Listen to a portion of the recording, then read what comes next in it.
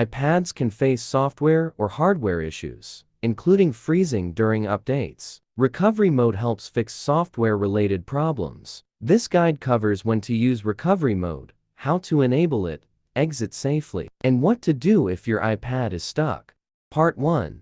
What is iPad recovery mode? Recovery mode helps fix unresponsive iPads by reinstalling iPadOS. It connects to iTunes or similar tools to repair system files. Be cautious, as this may erase data backup before using recovery mode. Part 2.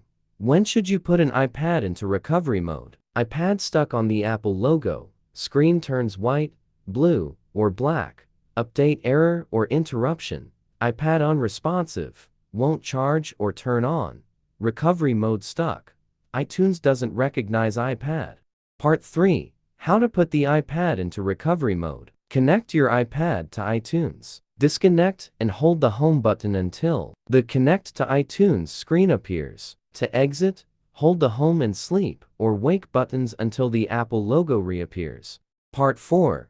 What to do before enabling the iPad in recovery mode. Recovery mode won't delete data, but restore will erase everything. Backup first.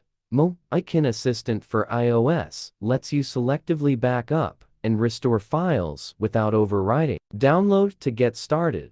Step 1. Launch Assistant for iOS. Connect iPad to PC. Once detected, iPad details will appear. Step 2. Scan iPad data by category, preview, and select the files to backup.